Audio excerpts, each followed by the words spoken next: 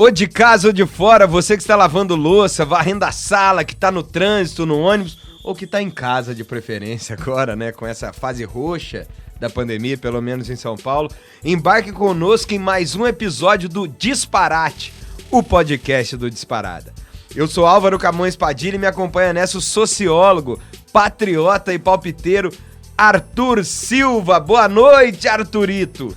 Boa noite, bom dia, boa madrugada, seja qual for o horário que você estiver escutando. É uma honra estar aqui palpitando no Estúdio Elétrico Padilha para mais um Disparate, discutindo com você, ouvinte, sobre a indispensável questão nacional. A braba! Mas eu queria fazer uma correção aqui, ô Padilha. Arthurito é da Faria Lima, cara.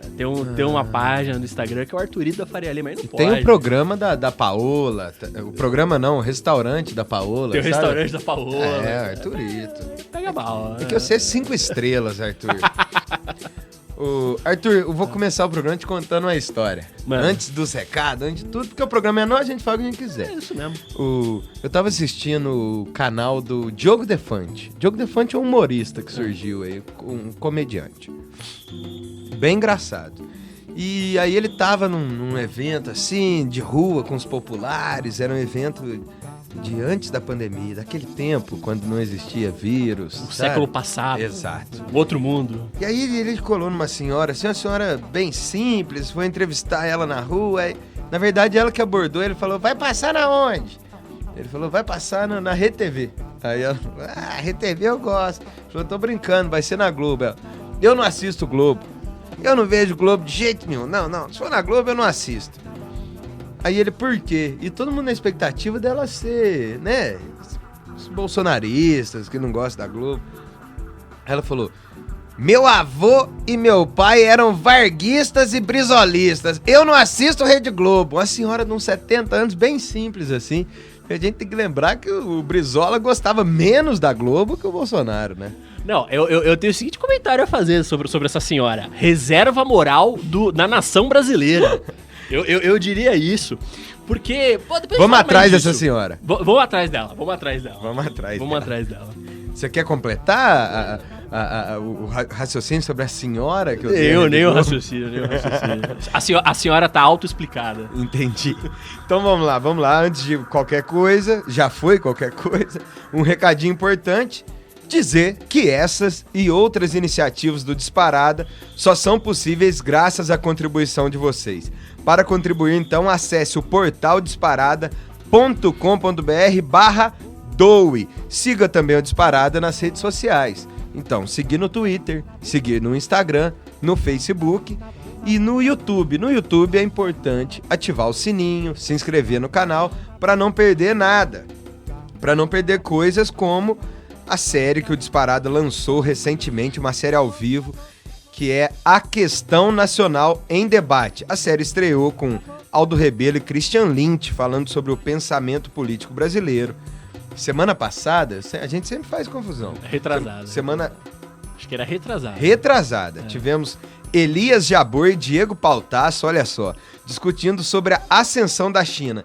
E essa semana... Não, foi semana passada, Arthur. Não, semana passada foi do Elias Jabbour e do Diego Pautasso. Isso. Retrasada que foi Christian Lynch e Aldo Rebelo. Beleza. Tá entendido aí, ouvinte? E essa semana, veja só, nós teremos o ministro Bresser Pereira e o economista Nelson Marconi discutindo com o Arthur aqui sobre auxílio emergencial, teto de gastos e pandemia. Dia e hora, quarta-feira, 24 de março, 20 horas, no YouTube do Dispa. Então, se não ativar o sininho, não se inscrever no canal, vai acabar perdendo por essas e outras. E lembrando, ouvinte, que este é o programa de número 3. Então tenham paciência conosco, principalmente comigo, porque o Arthur, ele dá show. O Arthur, tem história pra contar ou posso ir de papum na tua goela? Vai de papum na goela. Então o papum começa assim, ó. É um papum improvisado, Arthur. A gente tá gravando aqui no dia 23/3/2021, às 10h49 da noite. E o presidente da República acabou de falar à nação. Falou da nova variante, do vírus, falou de desemprego, falou que não deixou de tomar medidas para combater esse caos da pandemia, falou que é o 5º país que mais vacinou, que fez um acordo já lá atrás com Oxford. Enfim, o que você acha o que você achou desse pronunciamento do presidente, que parecia que tava à beira de um infarto ali, né? O cara tava mal. O cara tava mal, o Padilha. Então, se fosse um país sério, se não fosse um governante colonial querendo explodir o país, né? Quer dizer, não fosse a total implosão da autoridade nacional, ele tinha que estar desde o começo da pandemia fazendo pronunciamento e explicando pro país o que tá acontecendo. Uhum. Qualquer presidente sério ia pegar, por exemplo, a Voz... Como é que é aquele programa que tinha no rádio? A Voz do Brasil. A Voz do Brasil. Que parece que é o programa que tá há mais tempo no ar. Eu não duvido. No mundo.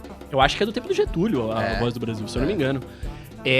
Qualquer país sério, o que o cara tava fazendo? Tava pegando todo dia em cadeia nacional e falando, precisa fazer lockdown, precisa ficar em casa, o governo vai amparar assim, e desmentindo o boato. Isso que era pro governante sério tá fazendo. Uhum. Ele tá fazendo o quê? Tá tentando sobreviver politicamente, contando mentira. Ele tá mentindo, porque ele disse que fez tudo pela vacina, que procurou vacina, que não sei o quê. Sendo que, né, há várias evidências de mostrando como o governo federal, pelo contrário, foi militantemente ativo contra trazer vacina pro Brasil. Inclusive, teve aquele episódio, um verdadeiro episódio, assim, que foi uma coisa tragicômica, que foi aquele avião que foi pra Índia e as vacinas não estavam prontas e não sei o quê. Além disso, né, a gente tem que lembrar, o que eu tô o tempo inteiro repetindo, que o Bolsonaro também é apoiado pela Faria Lima, apesar de agora ela tá dizendo que não sei o quê, daqui a pouco a gente vai comentar sobre isso. Mas ele sempre foi apoiado pela Faria Lima, pelo mercado financeiro. E esses caras são os caras que estavam impedindo o auxílio emergencial, chantageando o Brasil para colocar mais implosão do Estado Nacional, enfim, na negociação do auxílio emergencial. Então, o governo federal, se ele fez alguma coisa, foi contra as medidas para combater a pandemia, ô Padilha. Ô Arthur, você fala tanto da Faria Lima que eu vou contar pro ouvinte que quando você tá no Largo da Batata, na tua moto, e você precisa pegar a JK, você vai pela Marginal pra evitar a Faria Lima, inclusive porque tá um trânsito desgramado lá, né? Então também tem isso. Vamos lá pro segundo... Mas, Arthur, o cara falou que ele é o Brasil é o 5º país com mais vacina, então, em tese, ele faz a 5ª melhor gestão da pandemia. Então, isso é um completo absurdo. Isso é uma insanidade. Porém, alguns dados indicam, porque o Brasil ele tem um sistema de saúde muito sólido, a despeito do presidente. A despeito da completa implosão do Estado Nacional que a gente vai ver nos últimos 30 anos, a vacinação conseguiu, em um modo caótico, ter alguma porcentagem de vacinação. Se eu não me engano, a última vez que eu vi o dado, a gente tá com uns 6% de vacinação, mais ou menos. A primeira dose, eu tô vendo agora, 8% em todo o território nacional. Convenhamos que na conjuntura brasileira que a gente vem passando, é um milagre, a gente tem 8% de vacina, né, o Padilha? Enfim, isso se deve ao SUS, esse milagre chama SUS. E será que proporcionalmente a gente é o 5º? Ou está perto disso? Aí duvido muito. Israel, é que Israel tem aquele negócio. Israel é um estado que ocupa a Palestina, um estado ilegítimo, né? Uhum. E só para os cidadãos israelenses, né? Houve uma vacinação que eu acho que tá beirando uns 50%, 60%, tanto é que eles vão começar a vacinar crianças. Mas tem aquele porém, né? Porque Israel não vacinou os palestinos, que é a maioria da população, né? Mas, enfim, mesmo comparando o Brasil com, por exemplo, a Inglaterra, ou então os países que desenvolveram as próprias vacinas, o Brasil tá muito atrás. Então, logo menos, vai voltar bar mitzvah, essas coisas lá em Israel, né? Vai voltar o genocídio do povo palestino que Israel vem fazendo há 50, 60 anos. É isso aí. O Arthur, o papum feito, palpitado, deu na goela, como sempre. Bora pro papum número 2. O presidente Bolsonaro assinou um documento pedindo para que a Polícia Federal instaurasse um inquérito para investigar suposto crime contra a honra do presidente da República, praticado pelo ex-governador do Ceará, o Coroné Cirão da Massa. Ouvinte... A primeira coisa que eu tenho pra perguntar, assim, pra vocês, eu quero deixar a pergunta no ar. Qual é a honra do presidente? Essa acho que é a pergunta central, né? Acima de tudo. Agora vamos lá, né? Por que o Bolsonaro partiu literalmente pra agressão contra o Ciro? É porque a gente tá disputando o que é o nacionalismo brasileiro. O nacionalismo brasileiro é essa submissão aos Estados Unidos ou é uma afirmação daquilo que é o Brasil? E bem ou mal, quem vem encabeçando o nacionalismo de verdade no Brasil é o Ciro. Então faz todo sentido ele partir literalmente para agressão e para autoritarismo contra o Ciro, como sempre partiram contra os candidatos verdadeiramente nacionalistas no Brasil, Padilha. Ô, Arthur, mas você acha que o Bolsonaro... Não pode ser que o Bolsonaro esteja escolhendo um inimigo que, em tese, tenha menos força para enfrentá-lo? Por quê? A análise que eu faço, eu aqui, na minha miudeza, o Bolsonaro ataca o Ciro no momento de alta do sapo barbudo, do Luiz Inácio Lula da Silva. O Lula tá em alta. Tá em alta ou não tá? Ou tô falando bobagem? Eu não sei se tá tão em alta assim, não. Eu acho que ele tá um pouco mais em alta, ele tava apagado até então, mas todo esse episódio da Lava Jato deu uma proeminência pra ele. E aí, você acha que o Bolsonaro não tá escolhendo inimigo? Ele tá com um pouco de medo do Lula, indo pra cima do Ciro, querendo dividir a esquerda entre Ciro e Lula? Não pode estar acontecendo isso? Olha, se fosse isso, ele escolheu o pior inimigo possível. Porque o que ele poderia fazer? Ele poderia bater no Boulos. Porque o Boulos, como ele tem essa estética de esquerda... Você acha que o Bolsonaro podia ter dito vai ter Boulos? Tipo isso? Podia, por exemplo. Porque qual que é o lance? Eu acho que é um dos grandes ativos do Ciro. É que o Ciro não precisa... Ele não precisa se esforçar com essa aparência retórica completamente estética que o Lula e o Boulos têm que apelar, uma aparência retórica de esquerda, para de fato ter um programa político e econômico do país que é uma ruptura com o que a gente vai viver nesse país desde o golpe militar. Eu voto até 64. Uhum. Né? E o que acontece? Ele escolheu um péssimo inimigo, porque ao antagonizar com o Ciro, ele dá força pro Ciro. Na verdade, essa história do Bolsonaro foi uma das melhores coisas que poderia acontecer pro Ciro, porque agora o Ciro, ele tem cacife pra mostrar, olha, eu sou perseguido pelo que eu falo, entendeu? E ele tem, na verdade, o programa político mais radical de todos os candidatos, assim, com projeção, né, eleitoral, né? Então, na verdade, eu acho que essa tese não prospera, porque... Pra ele, pro Bolsonaro, a melhor coisa que tem é a antagonização com o Lula. Porque o que ele vira e diz? Ele vira e diz, olha, eu sou o campeão do brasileiro médio contra esse liberalismo cosmopolita aí que o Lula representa, que o Haddad representa, etc, né? Seria a melhor coisa pro Bolsonaro manter a polarização só e somente contra o Lula. Fora que, eleitoralmente falando, é melhor pro Bolsonaro isso, né? O Ciro é a grande ameaça dele. Em algum momento, não sei qual dos outros dois programas que a gente gravou, a gente chegou a dizer isso, que enfim, interlocutores políticos em Brasília comentam que quem tira o sono do Bolsonaro é o Ciro. Então, na verdade, essa estratégia vai na contramão do que ele deveria fazer, digamos assim, para manter a falsa polarização com o Lula e se dar bem eleitoralmente, ô Padilha. Muito bem, muito bem. Terceiro papum. A segunda turma do STF decidiu hoje, 23/3/2021, por 3-2, que o ex-juiz Sérgio Moro foi parcial nos processos contra o ex-presidente Lula. Arthur, primeira coisa que eu te pergunto, é a pá de cal na Lava Jato? Nem um pouco. Eu acho, e aqui eu tenho uma opinião bem sólida em cima disso, que a Lava Jato tem muita bala na agulha ainda, mas muita bala na agulha. Esse movimento antipolítica não acabou, ele é muito forte ainda nas duas casas legislativas, e ele é hegemônico nas corporações judiciais, ou seja, no Ministério Público, em parte da Justiça Federal, em parte das Justiças estaduais, né?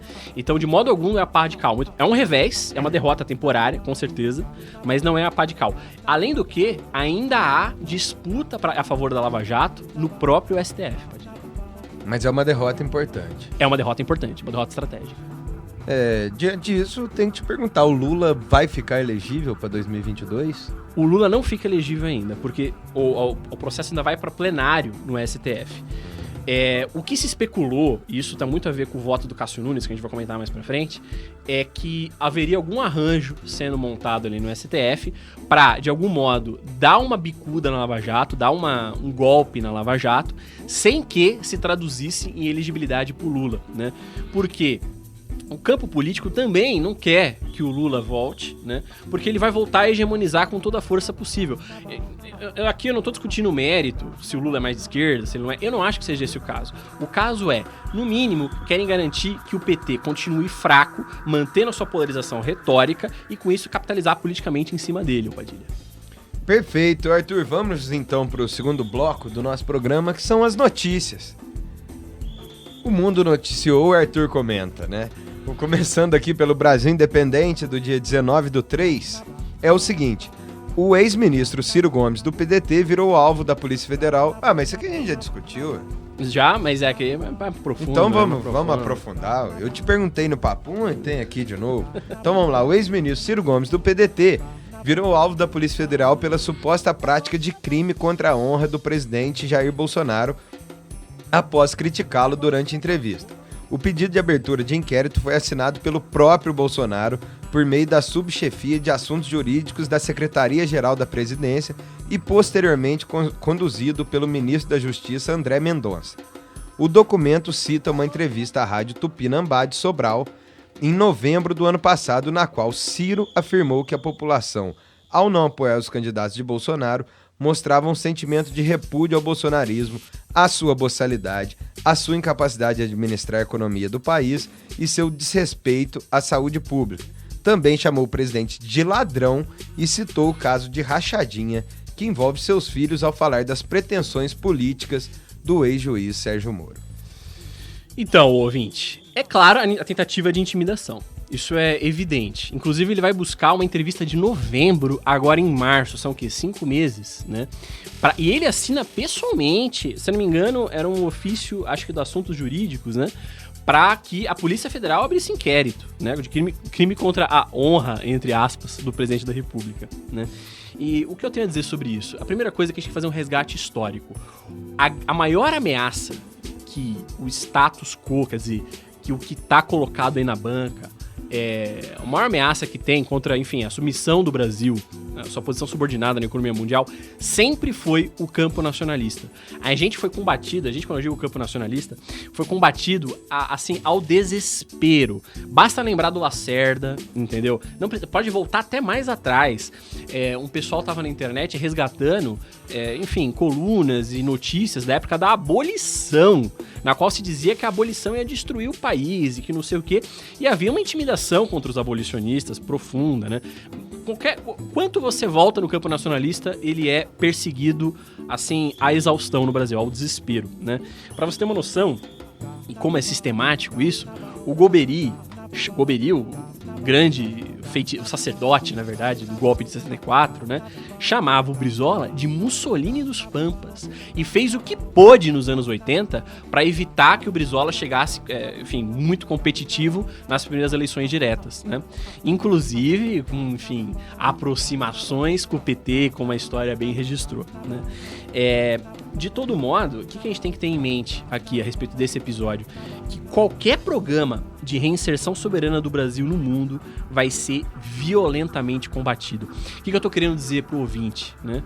Vamos imaginar um cenário, tá certo? Para não dar nomes, eu vou deixar bem assim aberto, tá? Para não dizer que é partidário. Que o campo nacionalista ganhe eleição no Brasil, tá certo? Uhum. Com uma maioria razoável no Congresso, com muitos governos estaduais, e começa a tocar um programa verdadeiramente nacionalista. Então isso seria o quê? Reverter a destruição da Previdência, reverter pelo menos as coisas mais assim nefastas, a suposta reforma trabalhista, que não é a destruição dos direitos trabalhistas, né?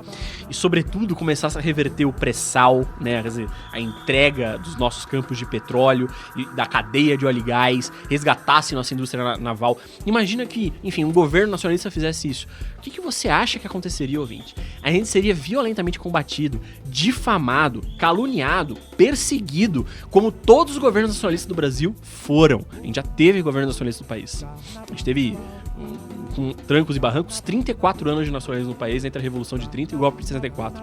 E era difamado, era dito que era totalitário, diziam que eram fascistas, às vezes diziam que era comunista, eram as duas coisas ao mesmo tempo. Quer dizer, era perseguido à exaustão por toda a mídia. Você abria o Estado de São Paulo, abria os grandes jornais, abria os jornais cariocas, um jornal que ia ganhar grande proeminência, que era o Jornal da Globo, né, depois do golpe de 64, e estavam todo dia difamando a gente. E perseguição judicial, e inquérito policial, e tudo sempre em cima do campo nacionalista. Entendeu? Então, o que a gente tem que entender? que Washington e os lacaios, seus lacaios da Faria Lima, né, vão ser sempre extremamente violentos, cara. Porque o povo brasileiro, ele não é burro. Quando aparece uma alternativa verdadeiramente nacionalista, tem grandes chances eleitorais reais. O povo entende o que está acontecendo. Então, só o autoritarismo consegue impor um programa liberal de destruição do Brasil e de recolonização nossa. Não é à toa que o Bolsonaro começou casadinho com a antipolítica da Lava Jato. É exatamente por isso. Porque eles sabem que tem que ser autoritário. Agora, sobre essa perseguição específica contra o Ciro, a primeira coisa que você já pontuou, Padilha, está correto, foi um erro tático do Bolsonaro. Isso com certeza. Eu particularmente acredito que sim. Motivado pelo quê? Provavelmente motivado pelo isolamento dele crescente, que vai deixando ele pirado. A gente viu hoje na declaração, o cara tava batido, né? E daí, ele mostra... Tava combalido. E ele mostra o quê? Que ele tá, enfim, querendo polarizar, querendo, enfim, atacar qualquer um que procure criticá-lo e etc. Mas também mostra outra coisa. Mostra que cada vez mais, quem tá encabeçando a verdadeira oposição ao Bolsonaro é o Ciro Gomes. Como um interlocutor político em Brasília disse pro antagonista, uns 15 dias atrás, quem tira o sono da família Bolsonaro é a candidatura do Ciro, Padilha. Perfeito. Ciro Gomes não deixa mais o Jair Messias dormir, é isso? Você vê como o cara tá batido, né? Olha só.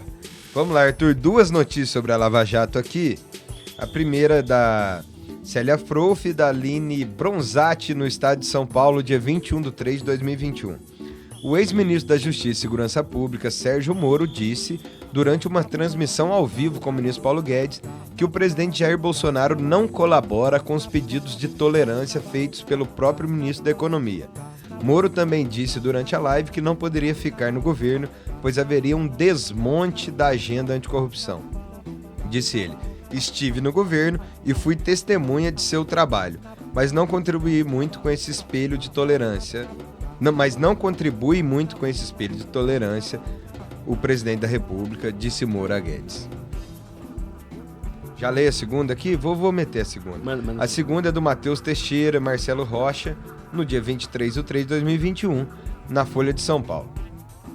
A ministra Carmen Lúcia do STF mudou seu voto nesta terça-feira e definiu pela parcialidade do então juiz Sérgio Moro na condução do processo da Lava Jato que levou à condenação do ex-presidente Lula por corrupção passiva, lavagem de dinheiro no caso do triplex do Guarujá.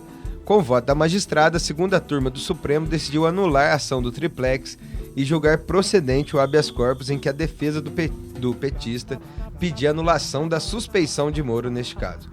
Os ministros Gilmar Mendes e Ricardo Lewandowski foram os outros 2 integrantes do colegiado a votar contra o ex-juiz da Lava Jato. Os votos derrotados foram os de Cássio Nunes Marques e Edson Fachin, relator do caso. Então, ouvinte, eu vou começar aqui pela notícia do Estadão, que tem uns 2 dias, e foi antes dessa reviravolta que a gente testemunhou hoje, né?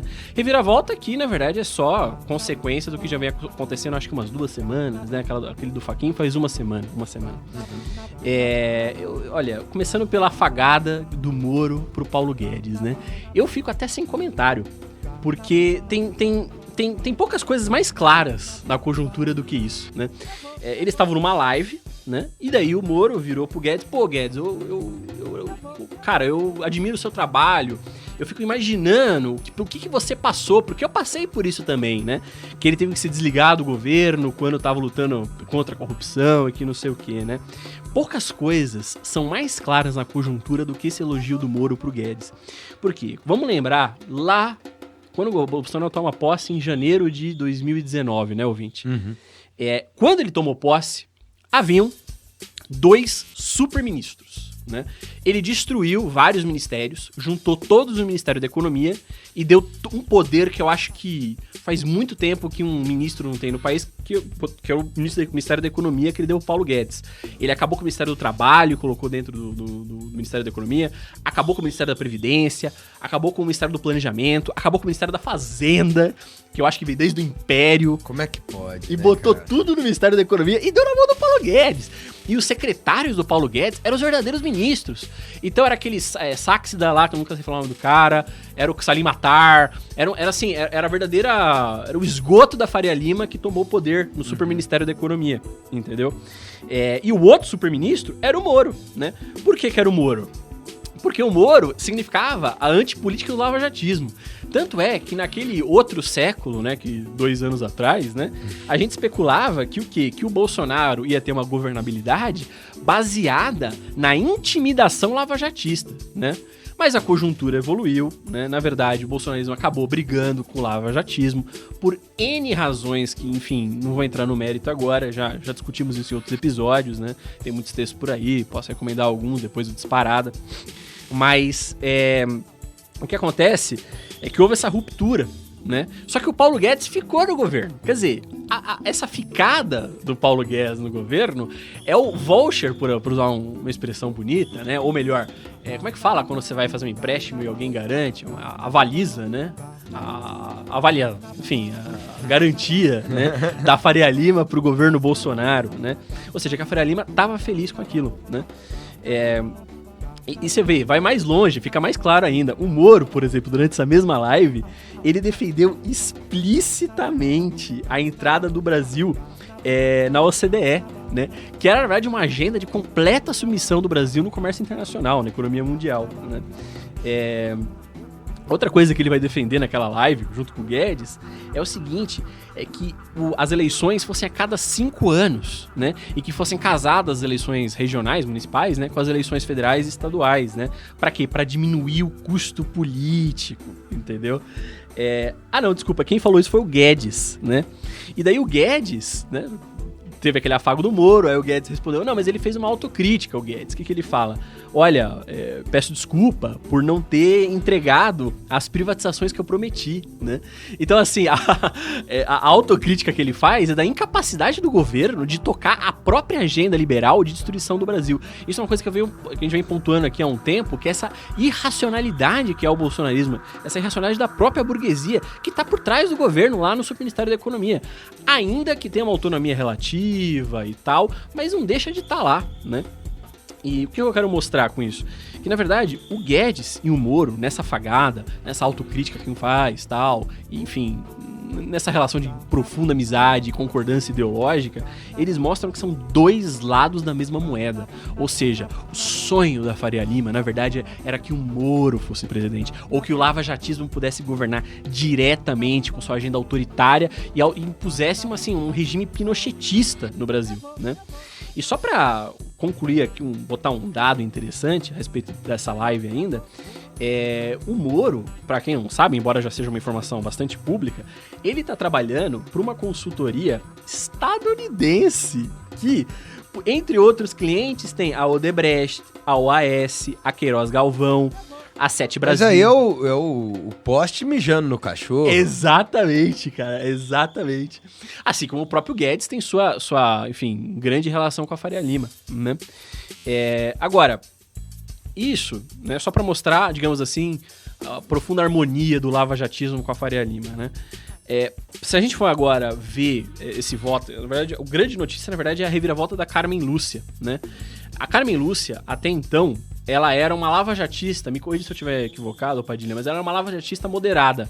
Ou seja, ela votava a favor da Lava Jato, mas sempre mantinha ali sua digamos, uma pequena margem de manobra, né? E o que aconteceu agora foi que ela, provavelmente por uma articulação que a gente desconhece, que a gente nunca vai conhecer, dos bastidores de Brasília, reverteu a sua posição e foi contra a Lava Jato. Mas eu quero dar um dado aqui, que eu acho que é um detalhe que passou do voto dela, que diz muito a respeito de como a Lava Jato ainda tem muita bala na agulha. Que é o seguinte... Então agora é o momento, a sacada do palpiteiro, com Arthur Silva. A sacada é a seguinte... eu tava lendo e parece que o Gilmar e o Lewandowski, o Padilha, ele tinham colocado assim que o Moro ia ter que pagar as custas processuais do processo do triplex do Lula. Ou seja, era uma coisa assim, pra humilhar mesmo o Moro, entendeu? E a Carmen foi contra nesse ponto, né? O que isso mostra? Isso mostra que, na verdade, foi como é que se diz? Foi assim, tô contra a Lava Jato, porém peronomútil, entendeu? Entendi. Já abrindo um espaço de manobra pra, sei lá, tentar uma reversão, buscar uma solução negociada, alguma coisa assim, né? A gente tem que lembrar, isso aqui eu gosto de ressaltar pro ouvinte, que isso foi na Câmara, né? Segunda turma, se eu não estiver equivocado, que é um colegiado menor do STF que ainda vai pro pleno, né? E que no pleno vai ter muitos outros, enfim, vai ter outras posições, vai ter mais lavajatistas. O Barroso, que eu saiba, não se pronunciou ainda. O Barroso é o principal ministro lavajatista, né? E tem que lembrar outro detalhe também, um detalhe importante do voto do Cássio Nunes. Porque o voto do Cássio Nunes é obviamente anti-lavajatista. Por quê? Ele foi apontado pelo Bolsonaro com a finalidade de combater a Lava Jato. Mas ali, no caso da elegibilidade, ele deixou uma alça, vamos dizer assim, para poder impedir a elegibilidade do Lula, né? Provavelmente articulado isso com o Palácio do Planalto, né? Isso mostra o seguinte, que estão, enfim, comemorando muito cedo, não é certeza ainda a elegibilidade do Lula. Agora, eu queria deixar um adendo aqui, que é o seguinte: qualquer derrota da Lava Jato é uma vitória pro Brasil. A Lava Jato é ponta de lança, tá, de um instrumento de submissão imperialista do Brasil. Então, a despeito de qualquer opinião que eu tenha sobre o Lula, sobre os governos petistas, que eu acho que foram governos neoliberais, tá? Isso eu sempre ressalto. Na verdade, é negativo que haja essa... Enfim, esse meio termo, vamos dizer assim. O ideal seria uma derrota completa da Lava Jato. Inclusive, para que o campo nacionalista pudesse derrotar o Lula, enfim, ou seu poste, ou o Haddad, ou o que quer que seja, nas eleições, que seria a melhor coisa. Seria a reversão do que foi 89, né? Seria fantástico. Mas é isso, Padilha. Ô Arthur, agora eu vou trazer um destaque aqui da live do Átila. Antes eu tô com a tela aberta aqui na Folha de São Paulo. A Folha acabou de noticiar há poucas horas atrás que o Brasil registrou mais de 3 mil mortes pela Covid nas últimas 24 horas. E a pandemia segue descontrolada. E a Folha traz aqui dados interessantes que eu acho que você vai poder complementar com esse comentário do Átila. Ela compara os mortos do Covid com outras tragédias do Brasil. Se me permitir, eu vou falar algumas aqui. Por exemplo, o rompimento da barragem de Brumadinho, que tanto comoveu, né, o povo brasileiro. Naquele dia morreram 259 pessoas. O incêndio do edifício Joelma, quem já ouviu dos pais, né, ou é mais velho aí, lembra. Tragédia que marcou muito também a história do Brasil. Nesse dia morreram 187 pessoas. O massacre do Carandiru matou 111 pessoas. O incêndio na Boate Kiss, esse eu lembro e lamento muito, 242 pessoas. As chuvas e deslizamentos na região serrana do Rio matou 918 pessoas. A colisão daquele voo no aeroporto de Congonhas ali matou 199 pessoas. O Legacy Boeing da Gol, 154 pessoas. O incêndio do Grand Circus americano, isso eu já li sobre isso, é um dos piores incêndios da história do Brasil, matou 503 pessoas. O voo da Air France, lá em Paris, 228. Agora vamos apelar. O ataque às Torres Gêmeas nos Estados Unidos matou 2.750 pessoas, um negócio que parou o mundo. E hoje, somente hoje, nas últimas 24 horas, 3.158 brasileiros, tem nome, tem sobrenome, tem pai, tem mãe, tem filho, tem amigo, tem sonhos, né? Morreram. Então eu vou Só um adendo, um colega, um conhecido meu, amigo, perdeu o pai hoje por conta de Covid. E eu vou falar uma frase aqui um pouco chocante. Amanhã pode ser o nosso pai. Exato. Pode ser o teu pai amanhã, ouvinte. Deus queira que não. Então, Átila Yamarino trouxe na live do dia 16/3 que nós já poderíamos ter a vacina russa Sputnik V há muito tempo no Brasil. Porém, pressionado pelo governo americano, o presidente Bolsonaro abriu mão dessas vacinas. Sputnik V, né? No caso, V. Que é... A gente conversou sobre isso antes de entrar no ar. Que é a vacina russa. Então, Bolsonaro abriu mão de vacinar. E agora... Não tem outra palavra, é genocídio. Né? Genocídio. Você escolhe matar 3.158 pessoas num dia. E só complementar agora, fazer uma conta de boteco. O único país que ultrapassou essa marca no mundo foi os Estados Unidos, que chegou a registrar, há um tempo atrás, no dia 12 de fevereiro de 2021, 5.463 mortes. Os Estados Unidos têm uma população que é o dobro da nossa, né? Não chega ao dobro, mas a gente tem 210 milhões, eles têm 300 milhões. Então, pra fazer uma comparação, você tem que somar 50% aí. Não, então a minha conta de boteco ia dar errado. Mas que os Estados Unidos teria ainda matado proporcionalmente mais pessoas, né? Eu acho que em um dia, nessa data, sim. Pela minha conta de boteco agora, porque os Estados Unidos teve 5 mil, né? Ele tem 300 milhões de habitantes. A gente tem 200, mais ou menos, e teve 3 mil, um pouquinho mais que 3 teve quase 5.500, né? Ficou difícil essa conta de boteco, né? Ficou difícil. Vamos colocar no ar um cara das exatas aqui pros próximos programas. Enfim, mas é triste. Bolsonaro abriu mão de ter vacinas e hoje matou 3.158 pessoas. Olha, ouvinte... Só em São Paulo foram 1.000, parece. Só em São Paulo foram 1.000. A população de São Paulo se compara mais ou menos à população da Itália. Eu não sei o dado de cabeça da Itália agora, mas se eu não me engano, São Paulo já ultrapassou a Itália, né, em termos de falecimento. Bom, é uma tragédia, enfim, ímpar, né? Eu acho que a comparação que você trouxe, Padilha, deixa muito claro isso, né? Eu sempre gosto dessas comparações porque elas dão a dimensão. Às vezes parece que é uma concorrência de números, né? Mas na verdade são pessoas, são vidas humanas, são vidas brasileiras que estão sendo massacradas, né? E o Átila, ele trouxe, acho que alguns dados. Olha, antes de mais nada, acho que vale um comentário.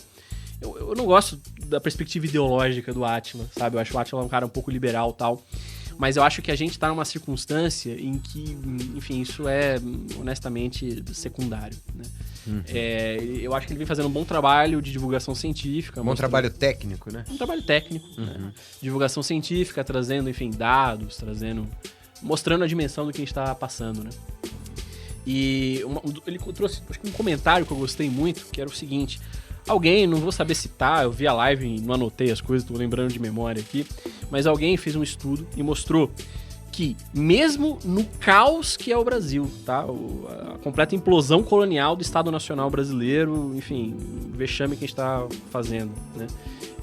Se a vacinação houvesse, sei lá, vacinado uma porcentagem razoável da população até acho que meados de janeiro ou fevereiro, não vou saber recitar o estudo aqui agora, coisa de 80% das mortes que a gente viu até agora teriam sido evitadas, né? Isso é muito importante porque, na verdade, o remédio para a pandemia é a vacinação. O lockdown, ele é capaz de segurar o gráfico terrível das mortes, né? Segurar a quantidade de mortes, mas o que resolve é a vacinação, né? E a primeira coisa, e o Átila fala isso ao vivo, sabe? É que o Brasil poderia ter desenvolvido a própria vacina. A gente tem estrutura para isso, tá? A gente tem o Instituto Butantan, a gente tem a Fiocruz, a gente tem uma estrutura de pesquisa fantástica. A gente já desenvolveu outras vacinas. E o que acontece? 30 anos de liberalismo nesse país, ou mais, né? Dependendo, mas 30 anos de liberalismo radical desmontou o Estado Nacional a tal ponto que a gente não correu atrás de uma vacina. Se houvesse tido, ao contrário do que o Bolsonaro disse hoje no pronunciamento, né, se houvesse tido um programa sólido de produzir a própria vacina brasileira desde o início da pandemia, quiçá a gente já teria produzido a própria vacina, porque aqui agora, ao contrário do que o Bolsonaro disse no pronunciamento, a gente está importando a vacina. A gente importa um componente essencial para ela e então faz alguns procedimentos aqui no Instituto Butantan, na Fiocruz, e daí distribui as respectivas vacinas, que é a Coronavac e a outra, que é a AstraZeneca, se não me engano. Enfim, isso para dizer que, na verdade, não houve, a vacinação não existiu, né? E para piorar, eu acho que esse é o dado que mais me chamou a atenção, né? Foi o seguinte, no meio da live, mais ou menos no minuto 23, para quem quiser procurar, o Átila vai trazer o seguinte dado. No relatório anual do Departamento de Saúde dos Estados Unidos, o Departamento de Saúde equivale ao Ministério da Saúde. Lembrando que os Estados Unidos não tem um SUS, tá? Mas ele vai ter estruturas de gestão pública da saúde, por exemplo, o CDC, que é para acompanhar epidemias, etc, né? Mas esse Departamento de Saúde, no seu relatório anual, tudo nos Estados Unidos tem segurança nacional, é um Estado imperialista, né? Que sempre está, enfim, afirmando os seus interesses nacionais o tempo inteiro, até mesmo no relatório do Departamento de Saúde. E o que tem um ponto lá no relatório, eu não vou lembrar a página, mas quem quiser, eu vou deixar depois no meu Twitter, enfim, em outras redes, o link para o relatório anual do Departamento de Saúde dos Estados Unidos, o relatório do ano de 2020, tá? E tem um item que diz o seguinte, que o Departamento de Saúde agiu ativamente para combater, aqui eu estou citando, influências malignas nas Américas, leia-se, na América Latina, né? Usou suas relações diplomáticas nas Américas para mitigar o esforço de outros estados, incluindo Cuba, Venezuela e Rússia, que estariam supostamente, né, diz o documento, trabalhando para aumentar sua influência na região em detrimento da segurança dos Estados Unidos e da segurança dos Estados Unidos, né? Quer dizer, que eles agiram para evitar que esses países pudessem trazer a vacina para cá. E o grande exemplo que eles trazem é justamente o attaché, eu acho que o attaché é um termo em francês, para adido. O adido, né, o assessor do embaixador estadunidense, né, enviado pelo Departamento de Saúde, persuadiu o Brasil a rejeitar a vacina da Rússia, da Covid, a Sputnik V, né? E teria, enfim, oferecido o suporte técnico do CDC para o Panamá no lugar de aceitar médicos cubanos. Ou seja, o governo dos Estados Unidos, o Estado dos Estados Unidos, agiu ativamente para evitar que a América Latina e o Brasil tivesse acesso ou a médicos cubanos ou a vacina russa, que poderia ter salvo milhares de brasileiros nessa altura do campeonato, Padilha. Isso é traição da pátria, não tem traição, é uma agressão imperialista, cara. Esse genocídio, uma porcentagem dessas mortes tá diretamente na mão do secretário de saúde dos Estados Unidos. Se esse Bolsonaro passa aqui na porta da minha casa, eu pego ele de chinela, que vai ver. Ô, Arthur, vou trazer um outro dadozinho aqui, que é do dia 22 de março. No dia, separaram os países aqui, provavelmente os que mais matam por Covid, talvez, não sei, ou os que, enfim, foram os escolhidos para o estudo. Uhum. No Reino Unido morreram 84 pessoas no dia 22 de março. Na Alemanha, 186 pessoas. Na China, que tem 1 bilhão de habitantes, tá? Na Índia, perdão. Tem 1 bilhão de habitantes na Índia, tá? 187 pessoas. Tô falando bobagem aqui? Mas na Índia, se eu não estiver errado, é subnotificado.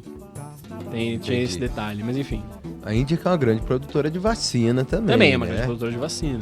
Na França, 264 pessoas. Na Itália, 404 pessoas. Itália que foi epicentro da Covid na Europa num certo momento. Sim, região da no Lombardia. começo lá, né? A Rússia, 407 pessoas.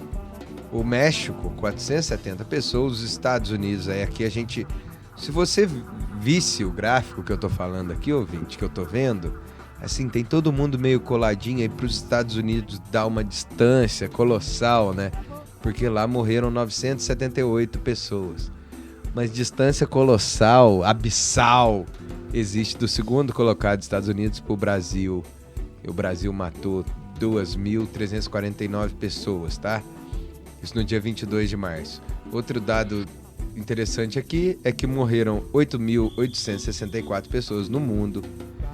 2.298 dessas no Brasil. Isso são de dias anteriores. Salvo engano, 1 a cada 5 mortes de Covid no mundo é no Brasil. A gente aqui agora, a gente é epicentro da pandemia. A gente é epicentro da pandemia em todos os sentidos, seja quantitativo e também na possibilidade do vírus mutar. E já tem variantes brasileiras que são temidas internacionalmente, tá? A variante de Manaus, salvo engano, a variante do Rio de Janeiro. Inclusive, algumas delas com potencial de escapar a algumas vacinas que já existem. Ou seja, é uma situação, assim, de completo colapso nacional. Tá? Ô Arthur, nos últimos 25 dias... O Brasil representa 26% das mortes do planeta. Uma cada 4, na verdade. E considerando o total de óbitos desde do dia 1 da pandemia, o Brasil concentra 11% das vítimas de Covid. É muito grave. É muito grave. E o que vai acontecer é o seguinte, o SUS vai colapsar. E ao colapsar o SUS, que já, na verdade, não é que vai acontecer, a gente já está vivendo o colapso do SUS.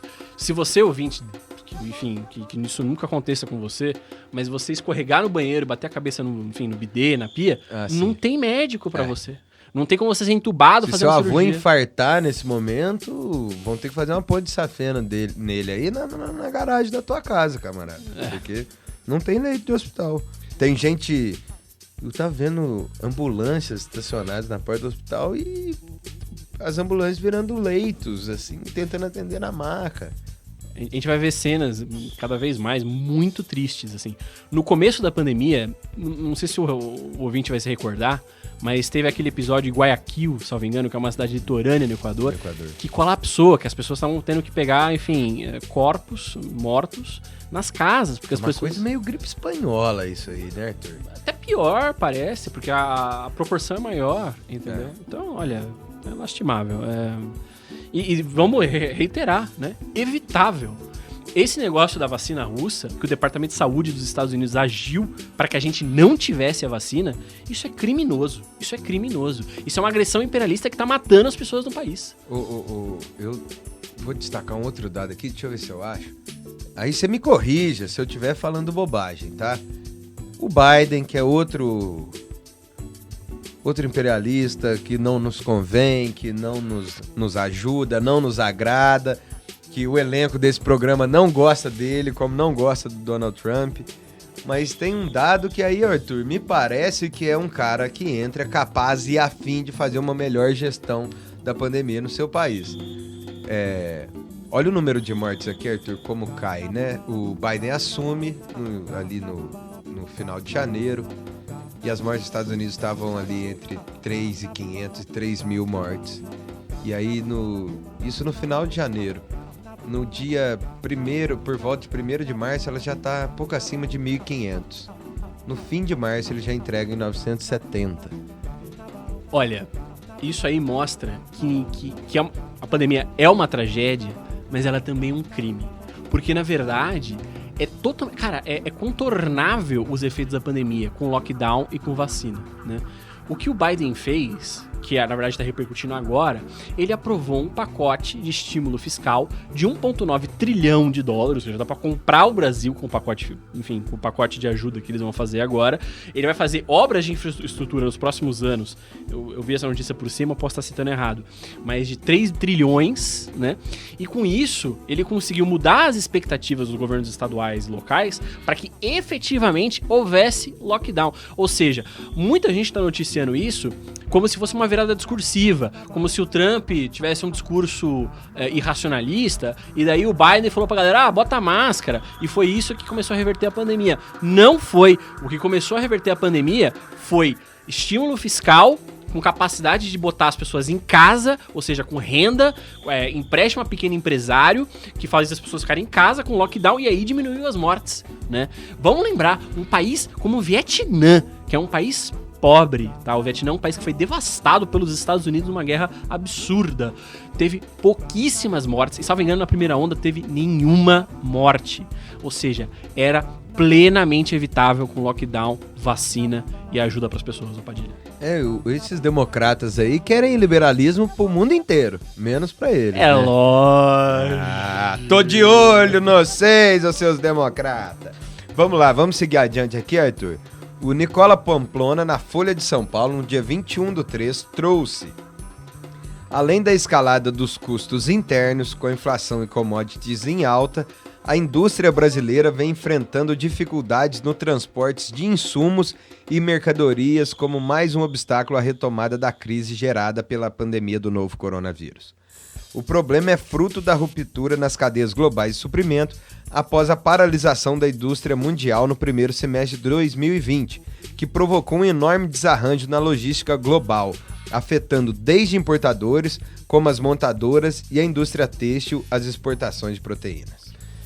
Ouvinte, aqui é Anícola ou Onícola? Acho que é Onícola, né? É Onícola, eu falei a Nícola. Eu não prestei atenção, mas acho que falou. E deve ser Nicola, né? Deve ser Nicola. É Nicola. Enfim, independente, né? O ponto central é o seguinte: ele tá correto, mas né? É o. Ele tá correto, né? No sentido de que realmente as cadeias de suprimento elas foram muito prejudicadas e nem na hora da retomada, né? Enfim, vai ter um estresse na hora de retomar isso. É como um corpo de uma pessoa que por qualquer cirurgia ou qualquer intervenção cirúrgica e tal, para de comer e de beber. Então, na hora que volta a comer, o corpo demora para conseguir reativar o intestino, reativar os órgãos internos, né? Tá certo, essa metáfora aí ela funciona, né? Só que isso é uma parte da verdade, ouvinte, porque é muito representativo do Brasil isso que está acontecendo, né? Eu vou trazer aqui 3 declarações de 3 associações, né? Na verdade, são 2 associações e uma empresa, né? Sobre o completo, enfim, a completa desorganização do setor naval brasileiro, né? Por exemplo, a BRF, né? Que é uma empresa importante, a empresa Brasil frigorífica. Foods. Brasil Foods. É esse o nome? Eu sempre ouvi assim. Que era a fusão da Perdigão com a Sadia, se eu já falando bobagem. Mistura de salsicha com linguiça. Isso. Ela diz assim, que o seguinte, que o crescimento da China, a China não parou de crescer, né? Tem esse problema. Sim. A China, como ela fez uma política racional de combate à pandemia, a economia dela continuou crescendo, né? E o que acontece? Todos os navios, e sobretudo os containers, que é o mais importante, na verdade, acabaram desviados para o mercado chinês, né? E você não consegue trazer container para o Brasil, você não consegue fazer a logística mínima, digamos assim, para a exportação da carne, o que está jogando os custos de frete das nossas exportações lá em cima, né? Outra declaração, quiçá mais interessante ainda, é do José Augusto de Castro, da Associação para o Comércio Exterior do Brasil, né? Que ele diz o seguinte: tem que ter navio de container e o cara só vem no Brasil hoje se tiver carga para encher o Brasil. E como o Brasil exporta pouco manufaturado, olha isso, é quase certo que vai voltar vazio. Ou seja, olha como é significativo esse desarranjo do comércio exterior brasileiro. Porque qual que é um dos grandes problemas? Os caras não estão encontrando container no mercado, é por isso que o frete fica alto. Eles estão encontrando navio também, né? Não tem estímulo pro mercador, pro navio mercantil estrangeiro vir pro Brasil, porque a gente exporta tão pouco manufaturado que não enche o navio de volta. Então o navio mercador, né, ele volta com prejuízo pro seu lugar. Então ele vai trazer os manufaturados dos Estados Unidos, da Europa, da China, do Japão e tal. Chega aqui e não tem manufaturado para embarcar de volta, para poder exportar. Então não vale a pena para ele trazer, o frete fica muito caro, né? Inclusive das importações, né? Mas eu acho que a melhor declaração foi do diretor executivo da Associação Brasileira de Armadores de Cabotagem. Cabotagem, pro ouvinte que não sabe, é a navegação que é feita de porto brasileiro a porto brasileiro. Isto é quando, por exemplo, o trigo plantado em Porto Alegre é embarcado em algum porto do sul do Brasil e é levado pro Nordeste ou pro Norte, né? Isso é cabotagem, né? O que acontece? Para dar uma contextualizada antes de eu ler a declaração do diretor executivo, né? Estavam querendo, na completa destruição do tecido industrial brasileiro, o governo federal tava querendo passar uma tal de BR do Mar. O que era isso? Era um programa de lei que ia abrir a navegação de cabotagem brasileira para empresas estrangeiras, né? E daí, enfim, isso ia desarticular completamente, isso ia acabar de desarticular a navegação brasileira. O que disse o diretor? Quando o navio é de propriedade de empresa brasileira, ele foi construído para ser dedicado a esse mercado. E aqui não vale a pena sair. O que acontece? Se a gente abre a navegação de cabotagem, a navegação de cabotagem também vai ficar nessa completa desarticulação do nosso setor naval. E a gente vai perder ainda mais navios e não vai poder fazer um mínimo, que é a cabotagem, dentro do setor naval brasileiro, né? Mas assim, o que eu tô querendo ressaltar com todas essas declarações é que não é somente um desarranjo das cadeias de suprimento internacionais por conta da Covid, é 30 anos de imperialismo liberal sobre o Brasil, né? Eu quero só trazer um caso muito importante, um de vários, de como a nossa indústria naval foi destruída, que é do Lloyd Brasileiro. Quem não sabe, o Lloyd Brasileiro foi uma empresa estatal de navegação mercantil do Brasil, tá? Fundada pelo almirante Graça Aranha, né? Porque já no final do Império, né, o Lloyd Brasileiro vai ser fundado no final do Império, comecinho da República, né? Ali no governo Floriano Peixoto e tal, né? Eles percebiam que a dependência do Brasil em relação a navios estrangeiros prejudicava até mesmo a exportação, sei lá, de café e as commodities, enfim, que a gente produz no grande fazendão do primeiro mundo que o Brasil havia se convertido naquele momento, né? E daí, pra dar uma racionalidade mínima, tiveram que fazer o Lloyd Brasileiro, né? Fazer uma estatal que fosse capaz de oferecer fretes razoáveis para os produtos brasileiros, mesmo os produtos primários que a gente produzia, né? O Lloyd Brasileiro, só para citar outro caso, ele foi essencial para o Brasil no esforço da Segunda Guerra Mundial, porque era ele que ajudava na logística para os aliados na luta contra o eixo nazi-fascista, né? Só para mostrar o nível de agressão contra o Brasil, né? O Collor, ele começou destruindo o Lloyd Brasileiro com coisa assim de reter no pagamento da estatal no exterior de frete que outros países faziam, para quebrar mesmo. Ou seja, o Collor, como a gente sabe, ele é o início, vamos dizer assim, da fase mais agressiva do liberalismo no Brasil, ali nos anos 90, né? E ele já começou a ser o Lloyd brasileiro. Só que como ele tomou enfim, ele caiu, né? Ele não conseguiu acabar. E o Itamar segurou. O Itamar não continuou a destruição do Lloyd e tirou o Lloyd brasileiro do programa de desestatização, né? Quem que você acha que vai acabar com o Lloyd de vez? É ele, o príncipe dos sociólogos, Fernando Henrique Cardoso. Ele liquida o Lloyd e com isso acaba com a nossa soberania no setor naval, enfim, na navegação internacional, né? E detalhe, eu quero aqui especular com o ouvinte o seguinte: se a gente tivesse um Lloyd brasileiro agora, ele não poderia ser um instrumento pra gente puxar a demanda na indústria naval? Ele não poderia ser um instrumento do desenvolvimento nacional? É isso, ouvinte, palpitar. Vamos lá então pro Reinaldo, seu predileto, Arthur. Coluna do Reinaldo Azevedo no dia 21/3. Carta de pesos pesados mira o governo e desmoraliza a pregação de Bolsonaro. O texto que vem sendo chamado de A Carta de Banqueiros e Economistas para facilitar um título nos veículos de comunicação é, na verdade, uma carta dos sensatos que, ora vejam, se ancora na ciência e nos fatos. Ocorre de ser assinada por pesos pesados da economia nacional, como, entre outros, Roberto Setúbal e Pedro Moreira Salles, José Olímpio Pereira, Solange Schroer, é assim que fala? E Otávio de Barros. Quer que eu dou aqui quem que é cada um desses feras? Não. Sim, pode ler o nome das empresas. O Roberto Setúbal e o Pedro Moreira Salles são co-presidentes do Conselho de Administração do Itaú Unibanco. O tal do Zé Olímpio Pereira é presidente do Credit Suisse, Solange Schroer, economista-chefe do Credit Suisse, e Otávio de Barros, antigo economista-chefe do Bradesco. Lê a do Gustavo Franco também. Vamos aqui a do Gustavo Franco, do UOL. O ex-presidente... Não que a notícia seja do Gustavo Franco, nem o texto. É um texto do UOL sem assinatura no dia 23/3. O ex-presidente do Banco Central, Gustavo Franco, falou hoje que acredita que a relação entre o presidente Jair Bolsonaro e o ministro da Economia, Paulo Guedes, mudou com a pandemia de Covid-19, tornou mais pesada. Em entrevista ao programa Roda Viva da TV Cultura, Franco interpreta que Guedes cumpre hoje a função de levar mais racionalidade ao governo Bolsonaro. Aspas por Gustavo. Se ele sair, quem vai para lá cumprir uma cadeira com todos os poderes? Um bolsonarista raiz? Vamos deixar o Paulo quieto, ponderou Gustavo. Aqui, ouvinte, eu vou começar pelo Reinaldo Azevedo. Como a gente falou agora, o Reinaldo é um cara, enfim, informado, a coluna dele é muito boa, vale a pena ler, né? Mas ele é um cara liberal, né? Ele faz um elogio para aquele manifesto. E esse manifesto, eu acho que é a mais grotesco exercício de hipocrisia que a gente viu na conjuntura recente, assim.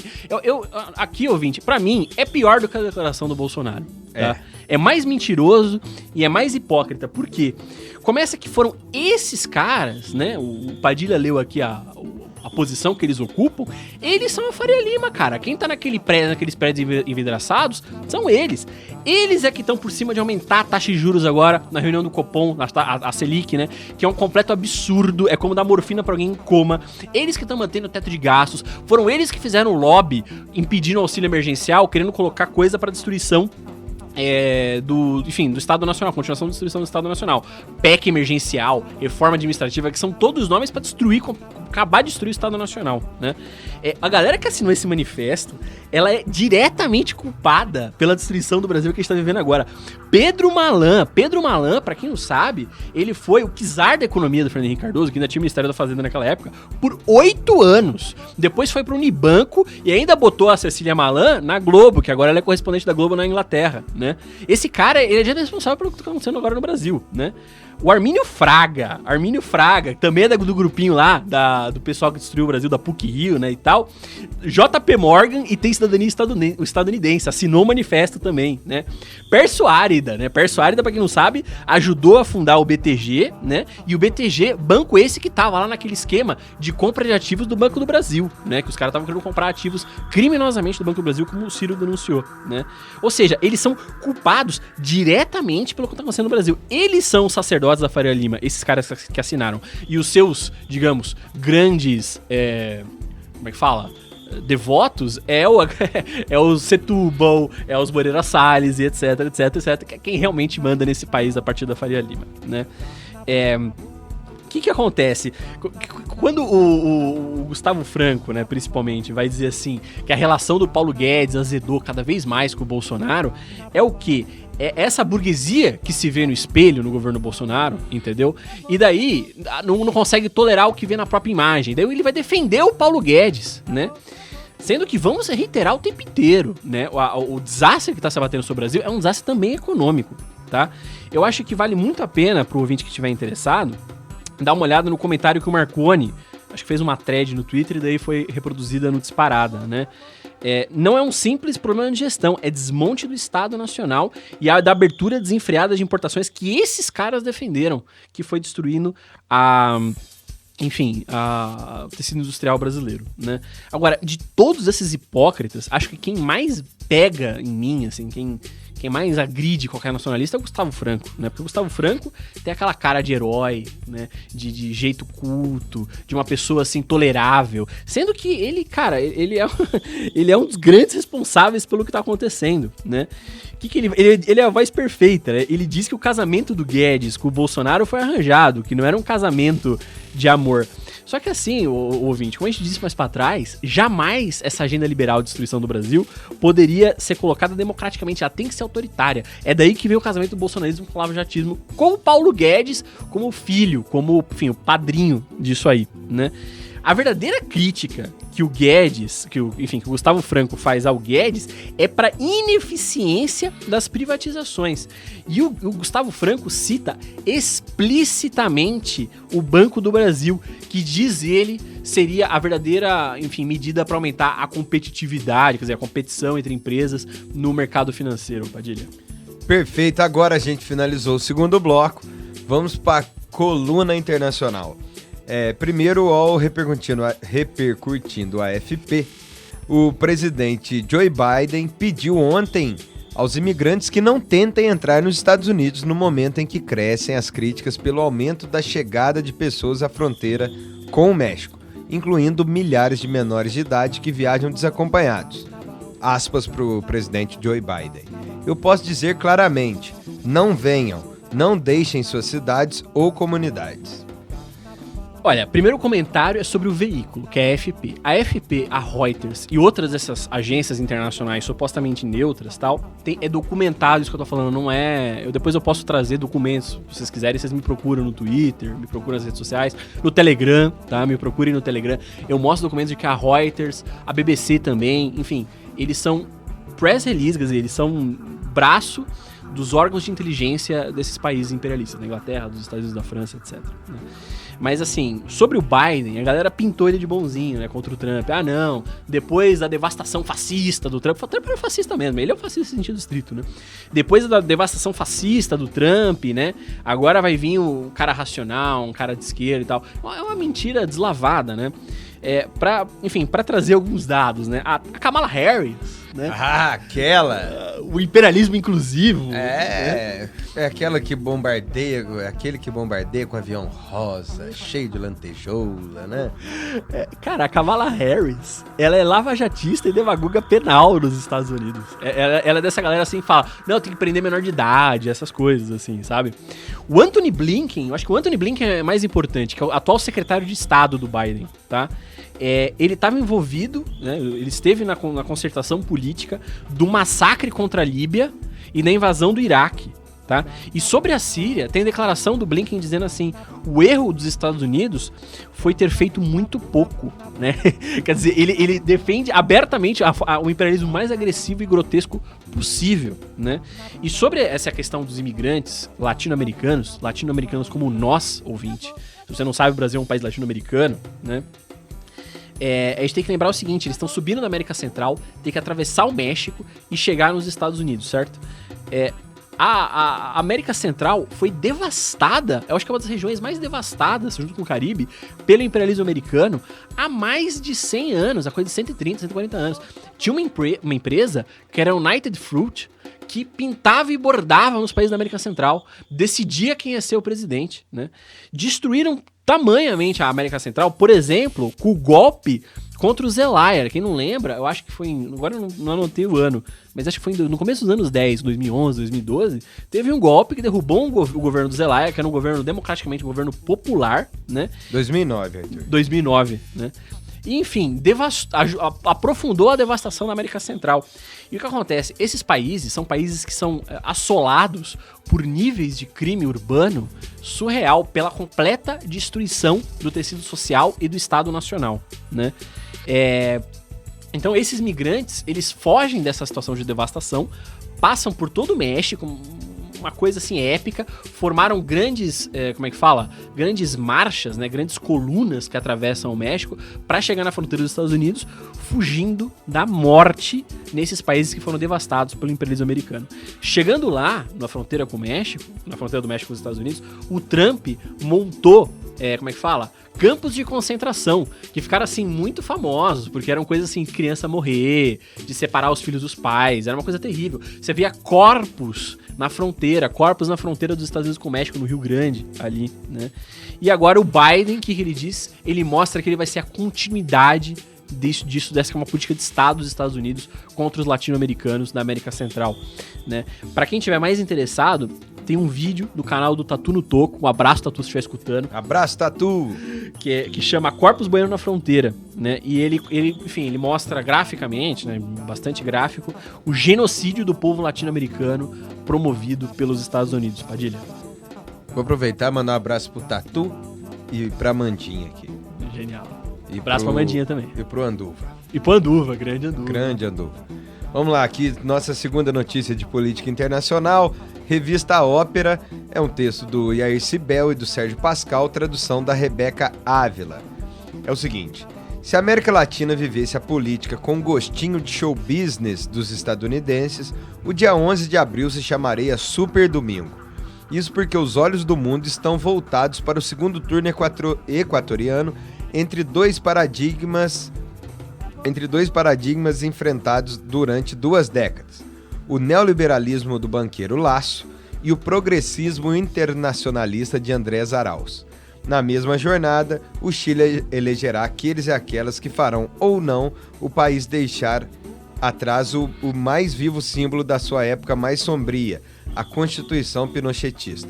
Finalmente, a votação no Peru é, a priori, a que gera menos certezas, mas ao mesmo tempo é a que pode causar um maior impacto na correlação de forças a favor de uma virada progressista na região. Os ouvintes, que o pessoal do Revista Ópera trouxe aqui pra gente, ouvinte? É o seguinte, que o dia 11 de abril vai ser um dia paradigmático pra América Latina, porque vai ter 3 grandes países, que é o Chile, o Peru e o Equador, que vão viver momentos centrais da sua história e da sua política recente, né? Eu quero comentar um pouquinho mais sobre o Peru, porque o Peru partilha com a gente uma maldição que se chama Lava Jato. A Lava Jato se estende para muitos países latino-americanos. Teve impacto na Argentina, teve impacto na Venezuela, enfim, em quase todos os países ela teve algum tipo de impacto. Mas pro Peru, ela foi devastadora, né? O Alan Garcia, que era presidente do Peru, se matou por conta da perseguição da Lava Jato. O Pedro Pablo Kuczynski, né, que tinha uma linha de centro-direita neoliberal, caiu. E até mesmo o vice-presidente, que era o Martim Vizcarra, também caiu por conta da Lava Jato, né? Eu faria um pequeno histórico aqui do Peru, né, mas muito rápido. É que o seguinte, o Peru ele teve 2 levantes nacionalistas por falta de um, né? Ele teve um com Aja de la Torre, no APRA, né, e outro com Velasco, né? Depois, isso vai dar no Partido Nacionalista e no APRA, que são 2 partidos que eram nacionalistas, mas que acabaram ficando um pouco neoliberais depois da virada do choque do petróleo nos anos 70, mais pros anos 80, né? É muito paradigmático os 2 governos do Alan Garcia, né? Porque o Alan Garcia, ele governa meados dos anos 70, ele governa já depois dos anos 90 para 00, se eu não me engano. E num é super neoliberal, né? No segundo governo, e no primeiro um governo ainda de caráter mais ou menos nacionalista, né? E o Peru é um país muito contraditório. A esquerda, uma parte pequena da esquerda, partiu com uma estratégia que, enfim, que foi muito equivocada, que foi o Sendero Luminoso. Você teve o Alberto Fujimori, que foi uma ditadura nos anos 90, terrível, que fez a atual Constituição peruana, né? E que, enfim, terminou de submeter o Peru, né? E é muito importante citar essa questão da Constituição peruana, que tem a ver com a Constituição chilena também, né? Que é o seguinte, um estudo acho que foi do Centro Estratégico Latino-Americano de Geopolítica, que é o CELAG, mostrou que 67% dos peruanos acreditam que a atual crise só pode ser resolvida com uma nova Constituição, né? Quer dizer que há esse esforço da nação peruana de apagar seu passado fujimorista, né? E se a gente olhar para os atuais candidatos, né, a gente vai ver que é uma eleição cada vez mais polarizada, que os candidatos do Partido APRA e do Partido Nacionalista estão com percentuais relativamente baixos, né? Que é o Ollanta Humala e o Pedro Castillo Torres Terrones, que na verdade é do Peru Libre, né? Ambos estão com mais ou menos 4,8%. Enquanto que os candidatos da extrema-direita e mais à esquerda estão, assim, com maior proeminência, que é o caso do Ioni Lascano, né, do Ação Popular, que tem uma candidatura mais moderada e com pinta de caudilho nacionalista, né? Ele vem do sul do Peru, né, que é uma região com, enfim, tradição de combatividade, né? E a outra candidata é a Verônica Mendoza, que a gente pode dizer que é mais ou menos um PSOL peruano, que é o Nuevo Peru, né? E que tem muito voto identitário, porém também muito voto campesino, né? E do lado da direita tem a Keiko Fujimori, que é a filha do Alberto Fujimori, que quer manter a continuidade daquele projeto de destruição nacional do Alberto Fujimori, né? E tem o George Forsyth, que é um candidato midiático, era um jogador de futebol, que, enfim, tá ali só pra terminar de implodir o Estado Nacional. Agora, a provocação que eu deixo aqui pro ouvinte, no Telegram, no Twitter, que quiser responder, é o seguinte: a gente tá vendo que a América Latina tá começando a se mexer. E eu me pergunto, será que não é esse, a possibilidade de um sol no horizonte, de algum novo movimento que, quiçá, brote aqui também no Brasil? Deixa essa provocação, Padilha. Arthur, vou te falar que a gente vai pro quarto bloco, que é o Disparada Responde. Antes disso, quero dizer que o pessoal pode comentar aí no YouTube, nos comentários, e eu me comprometo a ler os comentários aqui na semana que vem. No supergrupo do Disparada, lá no Telegram, que é o WhatsApp russo, a gente abre também para o pessoal mandar perguntas aqui e ver como o Arthur se vira. Então, Arthur, vou te trazer aqui no Disparada Responde. Vamos ser breves, hein, Arthur? Breves. A primeira do André RR. Ele pergunta: eu tenho uma questão. Qual a importância do trabalhismo como ideologia nos dias de hoje? Eu vou fazer o seguinte, André. Eu vou dar uma fórmula do que é o trabalho, uma fórmula muito superficial, é claro, mas acho que é uma fórmula suficiente para pelo menos poder responder a sua pergunta. É o seguinte: o trabalhismo, como o peronismo na Argentina, enfim, como as ideologias nacional populares por quase todo o terceiro mundo, ele é o conhecimento do Brasil pelo Brasil, visando a sua emancipação enquanto nação. Isso que é o trabalhismo, né? Ele é uma ideologia, sobretudo, anti-imperialista, né? De classe trabalhadora, tem classe, né? Visando a emancipação do Brasil dentro da economia mundial, né? E se você me perguntasse qual a importância nos dias de hoje, eu digo fundamental, porque a gente está passando por uma profunda alteração do capitalismo, né? Por uma janela de oportunidade em que o Brasil pode se reinserir de forma soberana no mundo. E se a gente tiver um grande movimento, né? Um movimento de massas no país, em luta por nossa independência, isso pode ser uma coisa assim fenomenal e única na história brasileira, Padilha. Perfeito. A segunda é do Almir. Ele manda aqui: gostaria que o Arthur comentasse sobre a vergonhosa, imoral e inverossímil proposta que uma turma de 25 empresários, incluindo a senhora Trajano, tem de privatizar nossas empresas. 70% para pagar uma dívida pública e a esmola de 30% para compor um fundo destinado a uma renda para os menos assistidos. Ele pede também que você faça um paralelo desse fato lamentável com a qualidade e tipo de nossa elite, que não tem compromisso nenhum com o Brasil. Eu vou começar pela última frase, Almir. Isso que você falou da nossa elite é a cara do país. Existe não toda, tá? Mas um segmento muito grande, muito relevante, eu diria preponderante da burguesia brasileira, sobretudo no eixo do Sudeste, em São Paulo, na Faria Lima, como eu adoro falar, né? Que é o que antigamente se chamava de burguesia compradora. O que é uma burguesia compradora? Esse termo compradora você vê mesmo em textos em outras línguas, em português, né? Ou em espanhol, né? É o seguinte: a burguesia compradora era uma burguesia completamente anexa ao projeto imperialista, enfim, ao desenvolvimento dos países centrais, e que meramente vende o país e ganha no ágio, ou seja, ou vende importando bens manufaturados, né, ou vende exportando bens primários e jamais desenvolve o país, né. Esse negócio que a Trajano tá falando, só pra fazer um mero parênteses, depois que destroem a União Soviética nos anos 80 e continua a destruição na Rússia, foi a mesma coisa que os oligarcas proporam para destruir a Rússia. O que eles faziam? Eles emprestavam pro governo em troca de ações das petroleiras. E como o governo jamais, quer dizer, em troca de garantia desses empréstimos nas ações das petroleiras. E como o governo russo estava com déficit estrutural pesadíssimo, ele jamais conseguia arcar com esses pagamentos. Então, eles acabavam recebendo as ações das petroleiras, e foi assim que privatizaram boa parte das petroleiras russas, até que o Putin vai e reverte parcialmente essa privatização. O que essa galera tá propondo, na verdade, é a completa destruição do Estado Nacional. É você pegar, vender a casa que você poderia alugar e ter uma renda de longo prazo, né, pra poder apagar um incêndio aqui e agora. É ótimo, porque você estabiliza nos próximos 5 anos mesmo. E com isso você consegue tocar a agenda de destruição do Brasil, né? É isso que essa burguesia compradora quer fazer, Almir. Perfeito. Ô Arthur, a gente tá chegando ao final, eu vou refazer os recadinhos que eu dei lá no começo. É aquele velho jabá, né? O Disparada lançou recentemente uma nova série ao vivo, que é a Questão Nacional em Debate. Estreou com Aldo Rebelo, Christian Lynch, depois trouxe Elias Jabor e Diego Pautasso, e nessa semana traz o ministro Bresser Pereira e o economista Nelson Marconi para discutir com o Arthur sobre auxílio emergencial, ou a falta dele, teto de gastos e pandemia. Dia e hora, quarta-feira, 24 de março, 28, também conhecido como 8 da noite, no YouTube do Dispa. Quero dizer também que essas iniciativas, como a Questão Nacional, o Disparate, o próprio site, só é possível graças à contribuição de vocês. Para contribuir, então, acesse o portal disparada.com.br/doe. Arthur, chegamos ao final de mais um programa.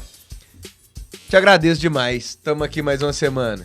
Sobrevivemos mais uma semana à pandemia de coronavírus. Somos sobreviventes. Bom, internauta, muito obrigado. Foi uma honra poder estar aqui no Estúdio Elétrico Padilha palpitando com você. Até a próxima. Ouvinte, muito obrigado pela presença mais uma vez. Se inscrevam no canal do Dispa, se inscreve aí no Spotify.